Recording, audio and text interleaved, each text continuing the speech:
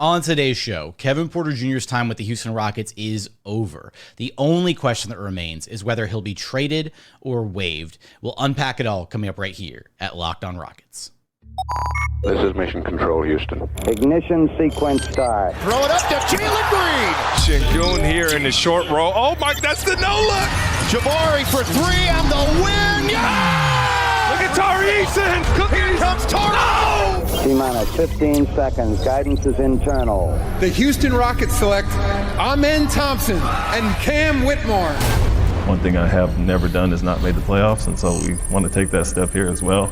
6, 5, 4, 3, 2, 1.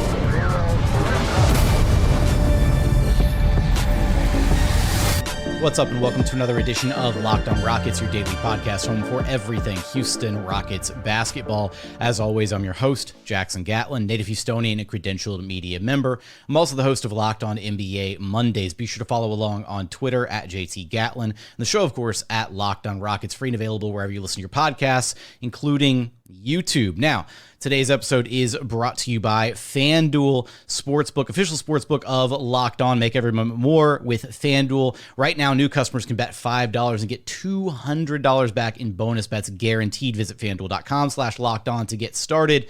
And as always, thank you so much for making Locked On Rockets part of your day every single day, whether it's on the way to work, on your lunch break, in the gym. Thank you for making LOR part of your day every single day. Diving back into this Kevin Porter Jr. situation that the Rockets find themselves in. KPJ's time is done as a Rocket. That's it. He's done. He is no longer a Houston Rocket.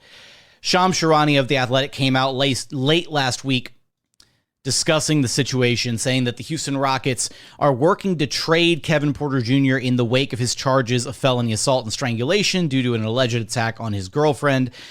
Rockets are keeping all options open with the future of Porter. Now, that little blurb there does not mean they're keeping the option open of bringing Kevin Porter Jr. back. Later in his reporting, Shams did say that that KPJ is not expected to attend Rockets training camp. And my understanding of the situation from a couple different people that I've spoken to about what's going on with the Rockets and KPJ is that if the Rockets are unable to find a trade partner for Kevin Porter Jr., they fully intend on cutting him. He is no longer a part of this team. So that much we can address right here from the top. Now, if you missed our previous episode, kind of laying the foundation and the framework for exactly what happened with Kevin Porter Jr. that brought us to this point, I highly suggest you go back and listen to that episode. I'm not planning to revisit any of the alleged charges in this one. The situation is incredibly messed up. Thoughts go out to the victim in this whole situation. Kaisra Gondrezick, don't want her name to be forgotten in all this, but we're going to focus on just the basketball side of things in today's episode and the fallout that the Houston Rockets are going to have to deal with from this whole situation. Now, Adam Silver has commented on this thing and has said that the allegations here are horrific, no question about it. But Silver did go on to say he doesn't know anything more about the actual facts than those allegations that have been reported, stating that the NBA is still in the process of gathering information. Now, I've seen a lot of discussion amongst Rockets fans and NBA fans as to why the Houston Rockets are trying to trade Kevin Porter Jr. and not simply getting rid of him, cutting him, moving on from him. So first things first, for all intents and purposes, the Rockets are already distancing themselves. They've already severed ties with Kevin Porter Jr. You go look at any of their social media channels, they've already started scrubbing their Twitter, their Instagrams. They've already started erasing Kevin Porter Jr. from their feeds. So that's happening. But the fact that the Rockets have zero intention of bringing Kevin Porter Jr. to camp, they don't plan on having him around the team whatsoever. They're doing everything that they can with the red tape in place by the NBA to distance themselves from Kevin Porter Jr. And the reason they can't take any immediate action is because the NBA is still conducting its investigation. The Rockets are also conducting their own internal investigation into the matter, and no action can be taken at this point. And this is likely because this is speculation on my behalf, but especially after the Miles Bridges situation happened, I bet the NBA is looking heavily into the Kevin Porter Jr. situation, and they're probably getting ready to throw the book at him. And he will likely be made an example of for the rest of the NBA, that the NBA has a zero tolerance policy for domestic violence. And I fully expect the consequences for KPJ to be much, much more severe than they were for Miles Bridges as a form, as again, to be made an example of moving forward. That's just my speculation at this point. Now, why would a team want to trade for Kevin Porter Jr.? I've seen a lot of confusion regarding this subject. Any team that is trading for Kevin Porter Jr. is not trading for Kevin Porter Jr., the player. They would be trading for Kevin Porter Jr., the salary. Essentially the salary cap relief that comes with Kevin Porter Jr.'s contract, because he's only guaranteed this season of his deal. He's effectively an expiring contract this season, just under $16 million. And from the Rockets' perspective, they were counting on Kevin Porter Jr. to be a part of this team this upcoming season in his transition to likely the sixth man role off the bench. And now that they are losing that piece, they would like to probably be able to bring in another player who can be a contributing member of the rotation, because this is a Rockets team that wants to start winning basketball games again this season. They want to start playing competitive basketball again, and missing out on what was going to be a key rotation piece is detrimental towards that cause. So the Rockets would like to be able to get back a player that they can probably just plug into the rotation and absorb some, if not maybe even all, of the minutes that they were planning to give to Kevin Porter Jr. so that they don't have to rely exclusively on increased minutes for Amen Thompson and potentially giving minutes to rookie Cam Whitmore as well, and relying on two rookies as your two backup guards in the rotation. They want to probably bring in another veteran piece, another guy who can be a stable part of the rotation. And so they are offering Kevin Porter Jr.'s contract, not the player, but the contract, which is effectively an expiring contract, which can provide some salary cap relief to a team that's interested in it, as well as potential future draft capital to bring back a player that fits the bill of what they want. Now, there aren't many players out there or teams out there that fit that criteria, that both need some salary cap relief potentially and also have a player that could seamlessly plug into the Houston Rockets system and fill the same role that Kevin Porter Jr. was more or less expected to fill for this team this upcoming season. But we are going to take a look at some of those names coming up here in just a moment. It's also worth noting that the last piece of this puzzle and why the Rockets are likely looking to trade Kevin Porter Jr. is to keep that salary slot alive. When it comes to the NBA and roster construction and team building, so much of it is about careful planning and figuring out the pieces and plugging them all together like a puzzle. And Kevin Porter Jr. is the one roughly mid-tier salary that the Houston Rockets have that can be moved or potentially aggregated with other smaller salaries on the roster to make a play for a bigger name further down the line. So maybe there's a disgruntled star that becomes available at the trade deadline this upcoming season. If the Rockets just don't have the KPJ salary on the books because they cut him because of this whole situation, then they wouldn't be able to be in the running for trading for said player without including one of Jalen or Jabari or somebody else on the roster with a mid-tier salary, a Dillon Brooks, if you will, right?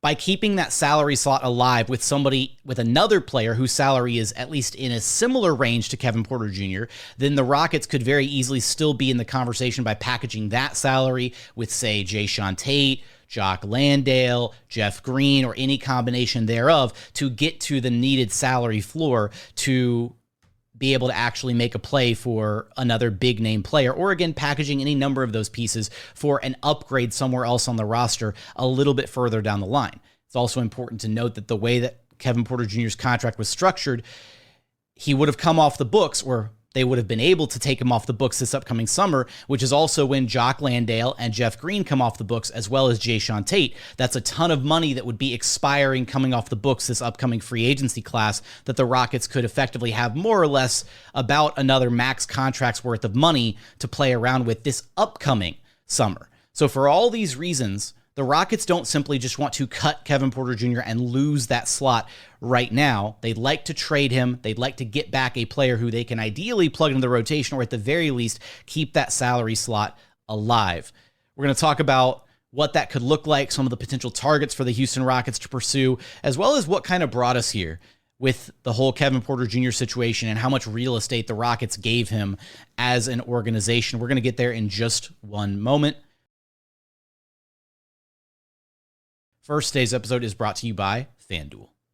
Snap into action this NFL season with FanDuel, America's #1 sportsbook, because right now new customers get $200 in bonus bets guaranteed when you place a $5 bet. That means $5 turns into $200 in bonus bets, win or lose. If you've been thinking about joining FanDuel, there's no better time to get in on the action. The app is so easy to use. There's a wide range of betting options, including spreads, player props, over-unders, and so much more. Right now, you can take a look at the Super Bowl 58 outright betting favorites. Kansas City Chiefs at plus 600 to win it all this season. 49ers plus 700. The Eagles plus 750. Dallas Cowboys at plus 850. And then rounding out the top 5, the Baltimore Ravens at plus 1,000. So visit FanDuel.com/lockedon and kick off this NFL season with those wagers and so many more. FanDuel, official partner of the NFL. And continuing on here at Locked On Rockets, your daily podcast home for everything Houston Rockets basketball. I got one more major point to consider before getting into some of the targets that the Houston Rockets could consider regarding a Kevin Porter Jr. trade. And one of those is, as the NBA is undergoing its current investigation, there may come a time where the NBA decides to dole out a punishment, and likely will dole out a punishment to Kevin Porter Jr. And it's worth noting that if the Rockets, even if they didn't have their hands currently tied by the NBA, if they were to just cut Kevin Porter Jr., he would then be guaranteed his entire salary of just under $16 million for this season. But if the NBA were to dole out a punishment and suspend him for X number of games, whatever, or just completely potentially void his entire contract by way of the morality clauses in the CBA, then he wouldn't get any of that money. And so that's yet another reason why the longer that the Rockets hold on to him, then there's a potential that the NBA may just void his contract, which goes back to one of those points earlier about the Rockets wanting to keep that salary slot alive. But also, again, for anybody who wants, we'll say, the utmost justice for Kevin Porter Jr., maybe some people, if you don't believe he deserves $1 of this upcoming contract at all, then keeping him on the roster, holding out a little bit longer is the right move as the NBA decides to weigh in on their options and figuring out how they're going to administer their punishment for this entire situation while they are still gathering evidence and facts and all of that. So just another thing to consider in regards to the contract. And that same thing also holds true for the team that would be receiving Kevin Porter Jr. in any trade from the Houston Rockets. Any team likely wouldn't waive him right away, would maybe hold on to him. Maybe the NBA would say, hey, we need you to wait a minute while we figure out what's going on with his contract. But all of that is being decided behind closed doors by the NBA. And of course, when they come to their conclusion of what they're planning to do with Kevin Porter Jr., we'll have you covered for that right here at Locked On Rockets. Now, what are some of the teams that the Rockets could be involved with to potentially acquire a Kevin Porter Jr. replacement, if you will? Now, there's been reporting from Shams, from Woj, that the Rockets are very actively engaged in trade talks around Kevin Porter Jr. A $16 million expiring contract is an asset, actually, at the end of the day. Now, because of the situation that the Rockets find themselves in, they have little to no leverage in trade talks, because it's either lose Kevin Porter Jr. for nothing and have to waive him, or attach an asset like, a future first round draft pick or maybe a couple seconds or something like that to get back something of substance that can help the Rockets this season. Shout out to fan of the show, Mitty, as well as loyal Rockets Watch listener who compiled a list of some interesting names that the Rockets could potentially go after here. Now, unfortunately, it's really tough to find a realistic marriage between a team that might need or might want salary cap relief as well as a team who doesn't need X player who's taking up that chunk of money on the books. But here are some names to consider before we get to the names that I tracked down that I think are maybe the strongest considerations here for the Rockets. Mike Conley, he's got 1 year, $24.3 million left on his deal. Malcolm Brogdon, who has 2 years at $22.5 million, both seasons on his deal. Evan Fournier, who's got 2 years, just under $19 million the first year and then $19 million the second year, but the second year is a team option, so some team control on that deal. Norm Powell, who has 3 years left on his deal, $18 million, then $19.2, then $20.4. So that you'd be on the hook for that one for a minute. Joe Harris, who has just under $20 million on his deal, so only one year there. And then actually the GOAT, Karis LeVert, $15.3 million this year and then $16.6 million next season, which, as an aside, if this whole Kevin Porter Jr. situation brought us back to Karis LeVert finally landing in a Houston Rockets jersey, I might have to head down to Toyota Center and start tearing the place apart myself, because that would be just an absolutely ridiculous turn of events after everything that this fan base has gone through, pretty much tearing itself apart at the seams with the division amongst KPJ supporters and then people who were against Kevin Porter Jr. being such an integral part of the franchise and basically being handed the keys to the franchise, despite his track record, despite his history, despite the fact that he was unproven when he got to Houston, and despite the fact that the Rockets had other young, exciting, developing talent that Kevin Porter Jr. was being prioritized over. For all of that to circle back to Karis freaking LeVert would be such a wild turn of events. It would make me sick to my stomach, honestly. So those are some names to consider. Now, of the names on that list, I think Karis LeVert might be the most likely of those names. Maybe a Joe Harris in there if you are giving up some decent draft capital that the Pistons would be interested in.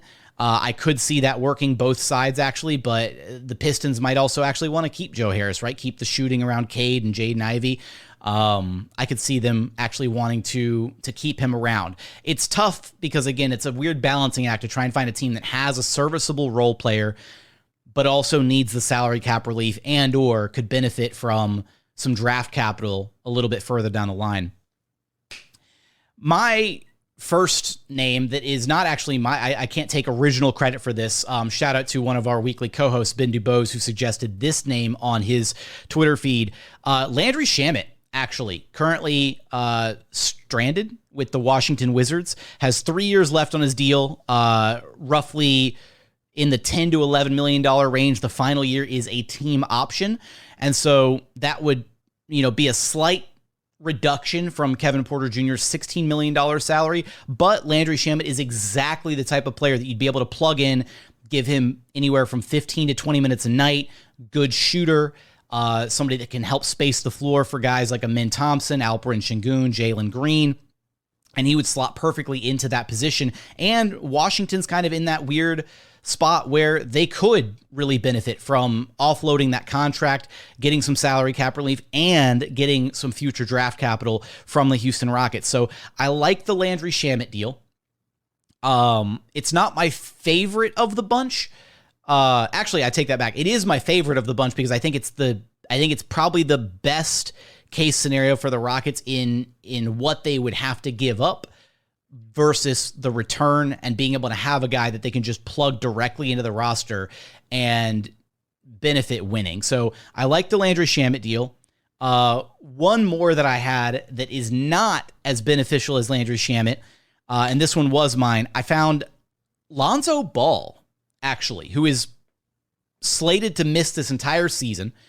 So Lonzo would not be an immediate impact contributor in the sense that he wouldn't be able to help the Rockets this year.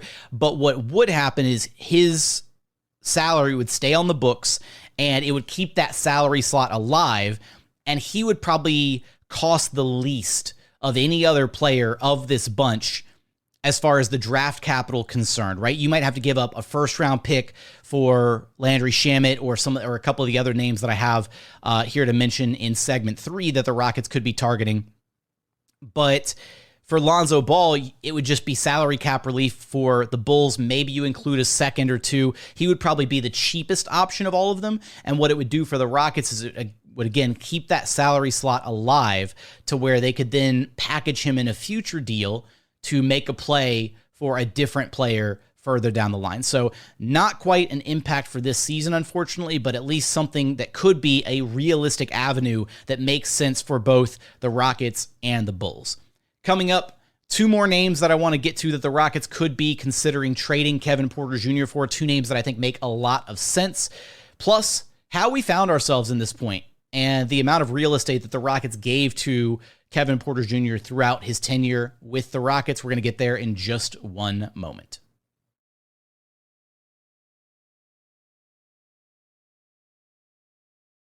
And final segment here at Locked On Rockets, your daily podcast home for everything Houston Rockets basketball. Now, I do want to get into this next name here on the list that I had come up with, and it's not a super clean fit, but it's another one. Again, you're not going to get the cream of the crop here when you're in the situation that the Rockets find themselves in, where you have very minimal to no leverage and a very small list of potential suitors that make sense for this type of transaction. But Kelly Oubre, the sign and trade with the Charlotte Hornets, could make a lot of sense for both sides. If the Rockets include a little bit of draft capital, Hornets haven't re-signed Oubre yet. Doesn't look like they're going to.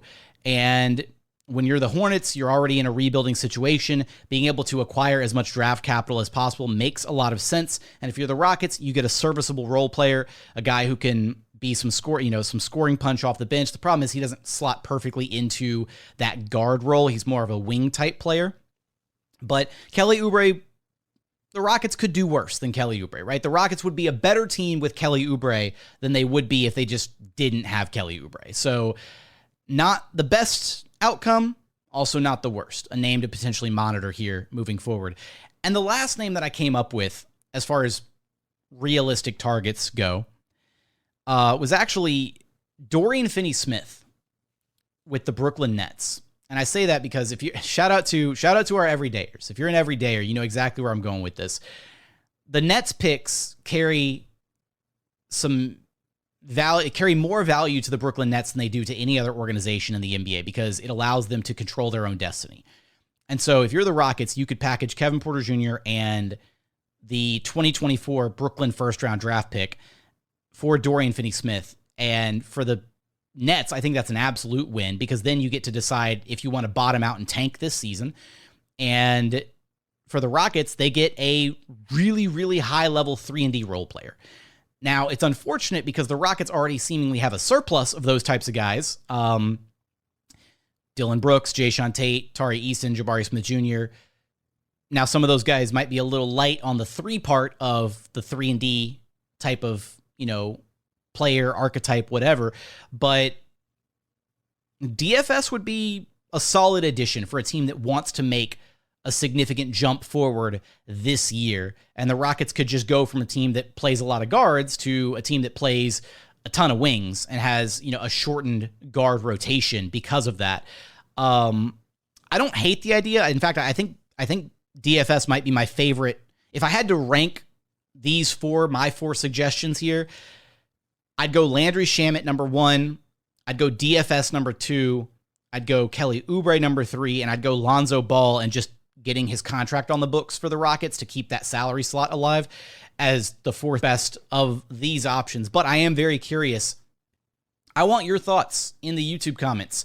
Who could or who should the Rockets try and trade for with Kevin Porter Jr., keeping all the variables in mind? Because a trade might not be able to be materialized because unfortunately for the Rockets, there will be really negative optics for any team that even remotely considers trading for Kevin Porter Jr. because unfortunately, not all sports fans, not all NBA fans, not all fans of a certain team listen to, say, a daily podcast about their favorite team. There are a lot of more so casual fans who don't don't keep up to date with the day-to-day and don't keep up with every little thing going on with their team. But the moment their team trades for a guy who was arrested on domestic violence charges, you can bet that headline is going to do numbers within whatever fan base it is, even if the team is exclusively trading for KPJ just because they want his contract to be able to waive him, because they want the salary cap relief, or because they want the draft compensation that the Rockets are willing to attach to Kevin Porter Jr. to bring back a player to get in their rotation this season. Not a lot of NBA fans kind of understand this dynamic at play. And so if there's a team out there that's entertaining the idea of trading for Kevin Porter Jr., they're going to have to balance the desire to receive assets for a trade of this deal, be it, again, the salary cap relief or draft capital, versus the frankly negative PR hit that they're going to take for trading for a player that's going through the situation that he's going through right now. So a trade might not materialize, but it's my understanding that if one does not, the Rockets have every intention of cutting ties with Kevin Porter Jr. So for all intents and purposes, he's no longer a part of the Rockets' plans moving forward. He's no longer a part of the organization. His career with the Rockets has come to an end, and his career with the NBA may very well come to an end because of this whole situation. And that leads me to the final thing that I want to talk about here, which is just kind of the insanity of how much stock the Rockets as an organization have put into Kevin Porter Jr. over these last 2.5 years. And I'm not going to say it was all bad. It was a gamble. It was a risk. And it didn't work out, and sometimes that happens. But the Rockets had chances to rectify their mistake. They had chances to adjust their course, and they never did. And that, to me, is the concerning part. The part where they doubled down on their decision to stick with Kevin Porter Jr. as a mainstay, as a cornerstone for this franchise. And that, to me, is the incredibly concerning part. Yeah, they got Kevin Porter Jr. for nothing because he had a troubled past and he had a history of off-the-court incidents. Absolutely. They brought him into Houston. They tried to surround him with as many support systems as possible. They tried to put John Lucas in his ear every single day. They tried to get his head screwed on tight, and it looked like it was working for a little while, at least publicly.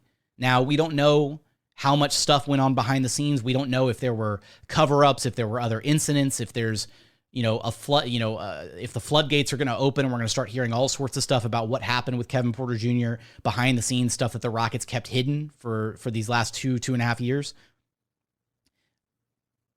My belief is there's probably a lot more behind the scenes that never saw the light of day and may never see the light of day with Kevin Porter Jr., given the concerns about his off-the-court behavior. And even still, the gamble made sense. The talent was there. You saw him drop 50 points on Drew Holiday and the Bucks in that last half season, or his first half season with the Rockets.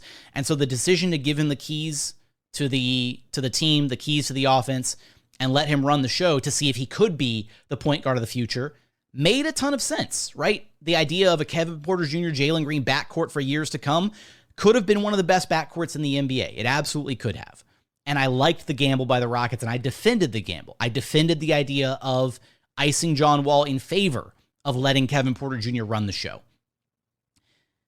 They should have given Kevin Porter Jr. that first year, and it should have been readily apparent after that season that it wasn't going to work, that the experiment had failed, and that they needed to not necessarily cut ties with KPJ, but that they needed to adjust their course and bring in a legitimate point guard to help further the development of Jalen Green, of Alperen Sengun, of the new rookies that they were bringing in as we're going back a couple summers now in Jabari Smith Jr. and Tari Eason. And yet, they did not do that. Instead, they doubled down on their mistake. They doubled down on the gamble, on the risk, and they extended Kevin Porter Jr. They gave him a 4-year deal, and you even look at the way that they structured the contract with all the fail-safes, all the bailout options, all the abilities to terminate that contract early, because they didn't have faith that he was going to be able to make it through the lifetime of the contract. So you sacrificed important developmental runway for guys like Jalen, Alp, Jabari, Tari, in favor of continuing the Kevin Porter Jr. experiment, even though it looked like it wasn't working out, even though KPJ as the point guard was struggling. It should have never saw a second season, and that's concerning. The Rafael Stone and the Rockets front office actively made that decision when they could have just as easily let KPJ walk to restricted free agency this past offseason, this current offseason, the one we're in right now, and they would not have been on the hook for his future deal. They would not currently be trying to attach assets to offload his contract. Now, it's not fair to say, who knows if this whole situation would have still happened if KPJ hadn't gotten the deal that he got, and we're playing butterfly effect at this point. But this is an organization that bent over backwards to make Kevin Porter Jr. a cornerstone when he was unproven. He had a track record that followed him, and likely some other concerning behavior behind the scenes as a Houston Rocket. A couple incidents we know about. The blow up at halftime with John Lucas, the constant pouting on the court, the terrible body language, the laptop incident with the DJ, just a handful of situations that we do know about. The reporting from the original, when the reports originally came out about him hitting Kaiser with his car. These are all very ridiculous things to consider. And yet this organization did everything they could to try and give him a support system to succeed, and it didn't work out. And my concern is that it hasn't been working out for a long time, and yet the organization decided to bury their heads in the sand and continue plowing forward despite the fact that it wasn't working, for fear of, sunk cost fallacy, because they'd already invested so much in him. They had to make it work. They were going to do everything they could to make it work. And that's concerning. Not being able to identify one's mistakes and then course correct from there is concerning for the people in charge of a billion-dollar sports organization. So this is a mistake that the Houston Rockets are going to have to reflect on for years to come, because there are so many dominoes that stem from the Kevin Porter Jr. experiment. Alperen Sengun getting benched in favor of Bruno Fernando.